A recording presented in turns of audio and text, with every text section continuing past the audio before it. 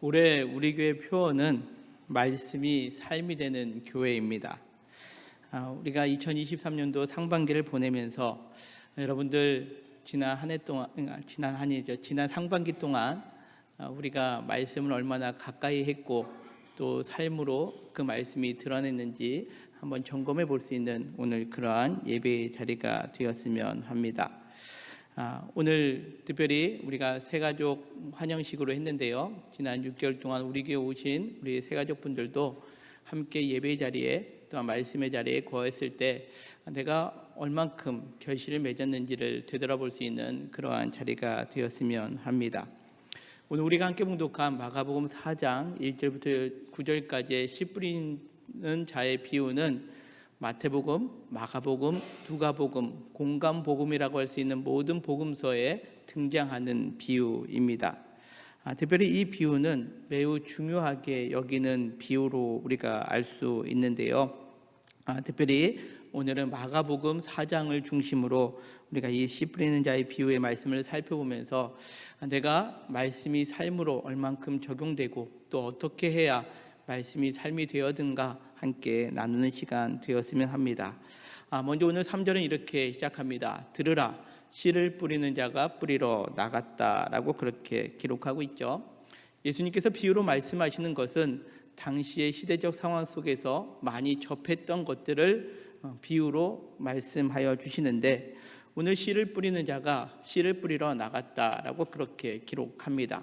농부가 씨를 뿌리러 밭에 나갔는데 이를 마가복음 4장 14절에서는 이렇게 표현하고 있습니다. 뿌리는 자는 말씀을 뿌리는 것이다 라고 그렇게 기록하고 있죠.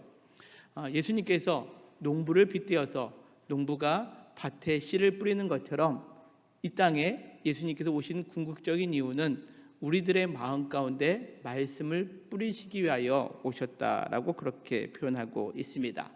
농부가 밭에 씨를 뿌리는 것처럼 예수님께서 우리의 마음밭에 지금 말씀을 뿌리는 것이다라고 그렇게 표현하고 있는데, 그러면 예수님께서 씨와 같이 뿌리고 있는 이 말씀은 궁극적으로 무엇을 의미하느냐?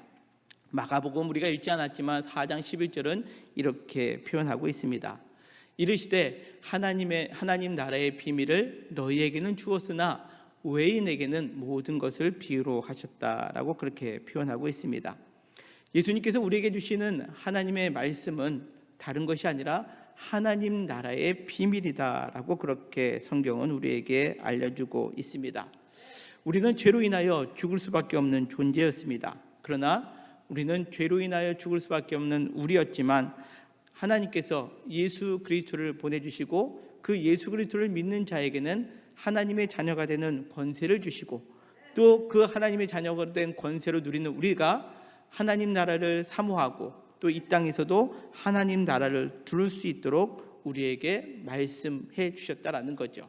근데 오늘 성경에 보면 그 하나님 나라의 비밀을 너희에게는 주었지만 외인들에게는 모든 것을 비유로 하셨다라고 그렇게 표현하고 있습니다. 여기서 너희는 예수님 곁에 그 말씀을 늘 듣고 있는 제자들을 가리키는 거고요. 여기서 또 말하는 외인들은 누구냐? 예수님의 사역에 공공연하게 도전했던 바리새인들, 서기관들을 의미하는 내용입니다. 우리가 마가복음 4장 11절에서는 너희 외인이라고 표현되어 있지만 마태복음에 보면 너희와 그들이라고 표현되고 있습니다. 예수님 곁에 있는 너희는 제자들이고 그들은 말씀은 그 곁에서 들었지만 예수님과는 전혀 상관없는 3인칭인 그들이 되었다라고 그렇게 표현되고 있습니다.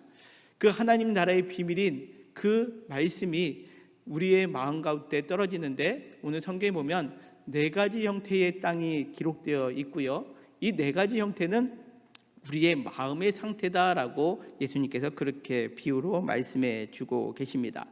먼저 이 4가지 땅의 형태는 우리가 길가, 돌밭, 가시떨기, 좋은 땅 이렇게 나눌 수 있는데요. 이어지는 4절에 있는 말씀이 이렇게 성경은 기록하고 있습니다. 뿌릴새 덜어는 길가에 떨어짐에 새들이 와서 먹었다라고 그렇게 표현하고 있습니다. 예수님께서 우리의 마음 곁에 말씀의 씨를 주셨습니다. 하나님 나라의 비밀을 주셨는데 그것이 길가 같은 마음은 떨어졌을 때 새들이 와서 먹었다라는 거죠. 이를 해석한 마가복음 4장 15절은 이것을 이렇게 해석하고 있습니다. 우리 같이 한번 읽겠습니다. 시작. 말씀이 길가에 뿌려졌다는 것은 이들을 가리킴이니 곧 말씀을 들었을 때에 사탄이 즉시 와서 그들에게 뿌려진 말씀을 빼앗는 것이요 라고 그렇게 말씀합니다. 자, 우리의 마음밭에 하나님의 그 나라의 비밀이 뿌려졌는데 우리 마음밭이 길가와 같이 단단하게 굳어져 있다 보니까 그 마음에 그것이 그 말씀이 뿌리내지 못하는 그 상황 속에 새들이 와서 그것을 먹는데 그 새들은 사탄이다라고 그렇게 표현되고 있습니다. 이 동일한 비유의 말씀인 누가복음 8장에서는 이것을 이렇게 표현합니다. 길가에 있다는 것은 말씀을 듣는 자니 이에 마귀가 가서 그들이 믿어 구원을 얻지 못하게 하려고 말씀을 그 마음에서 빼앗는 것이다 라고 그렇게 성경은 기록하고 있습니다. 마귀가 우리 마음밭에 있는 말씀을 왜 빼앗느냐? 그것은 말씀을 듣고 우리가 구원을 얻지 못하게 하기 위함이다라는 거죠. 로마서 10장 17절은 이렇게 말씀합니다. 그러므로 믿음은 들음에서 나며 들음은 그리스도의 말씀으로 말미암았느니라 라고 성경은 기록하고 있는데 우리가 그 그리스도의 말씀을 마음밭에 뿌려졌을 때에 사단은 그것을 듣지 못하게 합니다. 듣지 못하게 하니 믿음이 생기지 않는 거죠. 믿음이 생기지 않으니 우리는 구원을 받지 못한 존재가 된다라는 거죠. 따라서 하나님을 믿는 것을 방해하는 사탄은 말씀이 우리 마음밭에 떨어지지 않기를 바라고 있다라는 거죠. 우리의 마음 가운데 길가와 같이 많은 사람들이 오고 가는 그러한 마음밭은 다시금 이야기하자면 인간의 생각으로 가득 차 있는 그러한 마음 가운데 있는 사람은 그 말씀이 떨어진들 그 말씀을 사탄이 빼앗아 가버린다라고 성경은 기록하고 있습니다. 오늘 말씀을 듣는 오늘 이 설교를 듣고 또 여러분들이 성경을 읽는 가운데 여러분들이 그 마음 가운데 믿음이 생기지 않는다면 또 하나님 나라에 대해서 전혀 알 수 없는 상태가 된다면 오늘 말씀을 우리는 다시 한번 되새겨 볼 필요가 있습니다. 내가 성경을 읽고 또 설교를 듣는 가운데 하나님 나라에 대한 비밀을 도저히 알 수 없다는 것은 지금 내 마음에 뿌려진 그 말씀이 사탄이 그것을 빼앗아가고 있는 상태임을 우리는 기억해야 한다는 겁니다. 자, 다음으로 이어지는 밭은 돌밭입니다. 더러는 흙이 얕은 돌밭에 떨어짐에 흙이 깊지 아니하므로 곧 싹이 나오나 해가 돋은 후에 타서 뿌리가 없으므로 말랐다라고 그렇게 기록하고 있습니다. 이 돌밭에 관한 비유의 설명이 마가복음 4장 16절 이하에 이렇게 기록하고 있습니다. 같이 한번 읽겠습니다. 시작. 또 이와 같이 돌밭에 뿌려졌다는 것은 그들을 가리킴이니 곧 말씀을 들을 때에 즉시 기쁨으로 받으나 그 속에 뿌리가 없어 잠깐 견디다가 말씀으로 인하여 환난이나 박해가 일어나는 때에는 곧 넘어지는 자요라고 그렇게 성경은 말씀합니다. 우리가 설교 말씀을 들을 때 저게 하나님 나라구나, 그치, 하나님의 말씀을 듣고 따르는 것이 좋아라고 여기는 그 기쁨이 순간은 듭니다. 그런데 어떻다고요? 그것이 싹이 나지만 뿌리가 없는 관계로 그 기쁨은 금방 사라지게 되고 오히려 환난이나 박해가 일어날 때에 넘어지는 자다라고 그렇게 표현하고 있습니다. 근데 오늘 성경 말씀을 잘 살펴보면 말씀으로 인하여 환난이나 박해가 일어났다라고 그렇게 표현되고 있죠. 무엇을 의미하느냐? 우리가 처음에 신앙생활을 시작할 때 말씀이 우리에게 평안을 줍니다. 그런데 신앙생활이라는 것은 단지 평안만을 주는 것이 아니라 우리가 제자로서의 삶을 살아가다 보면 때때로 고난의 순간이 있고 또 세상과 다른 선택의 순간을 맞이하게 됩니다. 그때 우리는 무엇을 추구하게 될까요? 우리가 진정한 믿음의 사람들이라면 우리가 선택할 때 하나님 나라 그리고 주님께서 원하시는 것을 선택하지만 이 돌밭과 같은 마음의 사람들은 자신의 육신의 편안함을 따르게 된다라는 것을 의미합니다. 내가 따라야 될 것이 진리인지 아닌지 그게 중요하지 않습니다.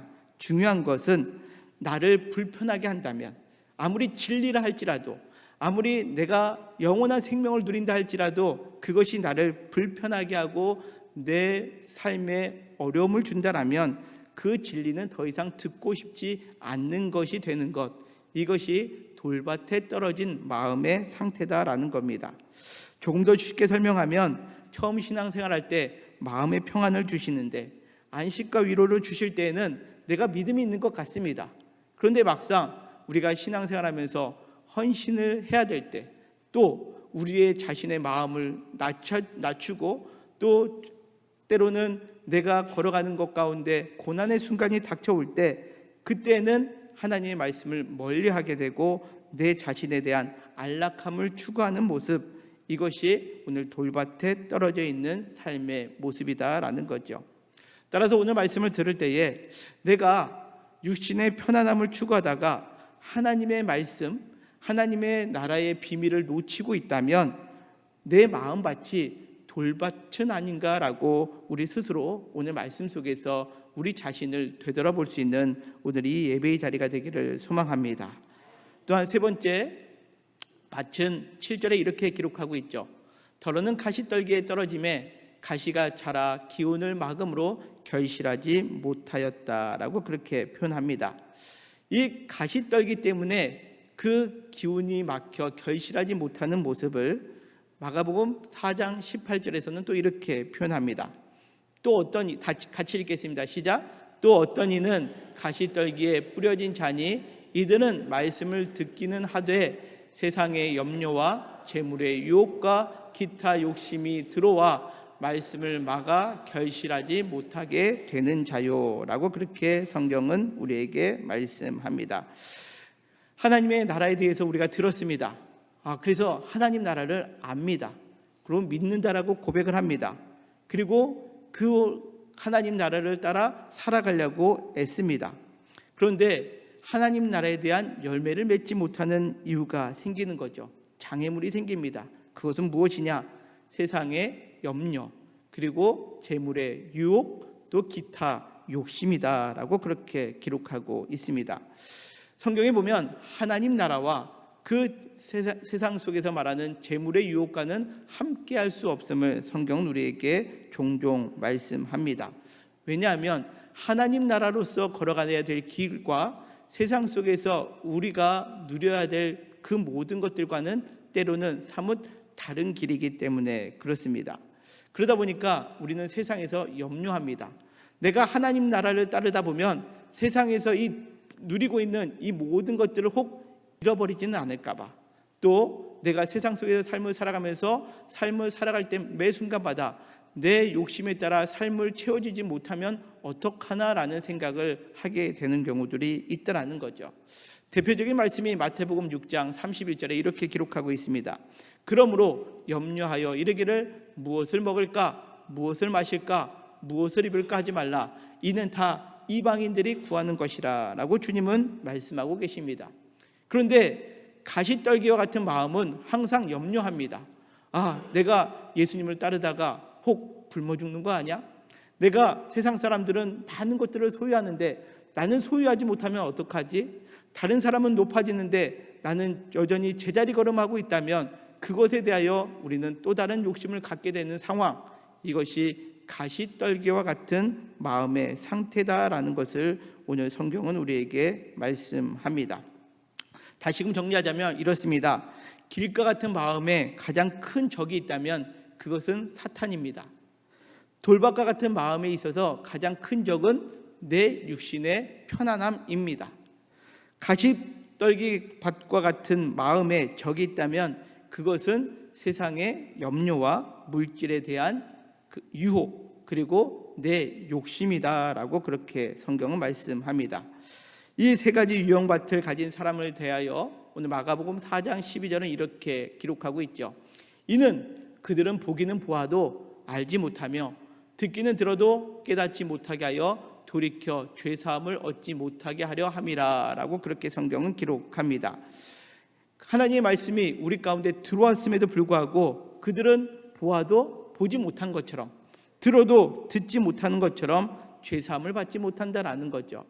이 말씀은 이사야서를 인용한 말씀인데, 이와 같은 모습들은 인간의 완악한 모습을 그대로 드러낸 것을 의미합니다.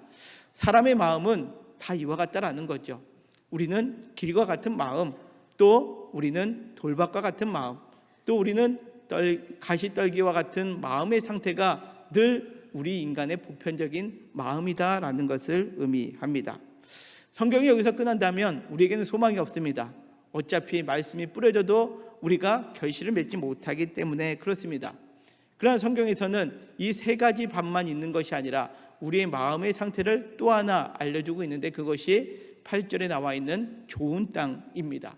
더러는 좋은 땅에 떨어짐에 자라 무성하여 결실하였으니 30배나 60배나 100배가 되었느니라 라고 그렇게 성경은 말씀합니다. 좋은 땅에 떨어진 씨는 이제는 결실하여서 30배, 60배, 100배의 결실을 맺는다라는 거죠. 이것을 어떻게 표현하고 있느냐? 마가복음 4장 20절에서는 이렇게 표현하고 있습니다. 같이 한번 읽겠습니다. 시작.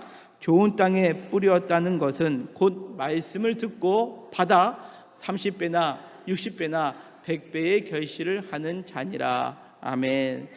우리 이곳에 함께 예배드리는 우리 모든 성도님들, 우리가 하나님 말씀을 읽을 때, 또 우리가 설교의 말씀을 들을 때마다 그 말씀을 받고 30배, 60배, 100배의 결실을 맺는 저와 우리 모두가 되시기를 주님의 이름으로 간절히 축원합니다. 이와 같은 비유를 오늘 누가복음 8장 15절에서는 또 이렇게 표현하고 있죠. 같이 읽겠습니다. 시작. 좋은 땅에 있다는 것은 착하고 좋은 마음으로 말씀을 듣고 지키어 인대로 결실하는 자니라. 아멘. 그렇습니다. 좋은 땅이란 무엇이냐?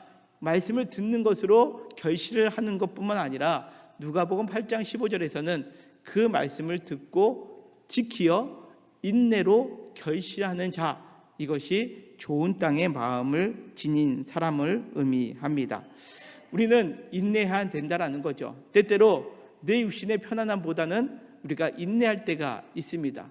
세상의 염려 속에서 삶을 살아가지만 때때로 우리는 그것을 인내하며 하나님 말씀을 지켜나갈 때에 비로소 우리는 인내로 결실하는 자가 된다라는 것을 의미합니다. 그렇다면 이 인내로서 결실한 열매는 무엇을 의미할까요? 성경 속에서 열매를 말할 때 가장 우리에게 가장 가깝게, 그리고 우리가 이 땅에서 누릴 수 있는 가장 좋은 열매를 저는 갈라디아서 5장 22절에 나와 있는 성령의 열매로 인식합니다. 우리 같이 한번 다시 읽겠습니다. 시작. 오직 성령의 열매는 사랑과 희락과 화평과 오래 참음과 자비와 양성과 충성과 온유와 절제니 이 같은 것을 금지할 법이 없느니라. 아멘.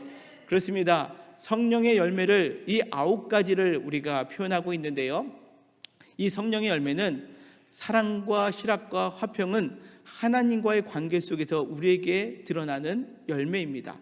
하나님의 사랑이 우리에게 임하게 되면 우리는 그 사랑 속에서 희락, 기쁨을 누리고 또 우리의 마음 가운데 화평이 임하게 된다는 겁니다. 이것이 하나님 나라의 비밀입니다. 그것으로 끝나느냐? 이웃과의 관계 속에서는 오래 참게 됩니다. 그리고 자비하게 되고요, 양선, 착한 일을 하게 되는 겁니다.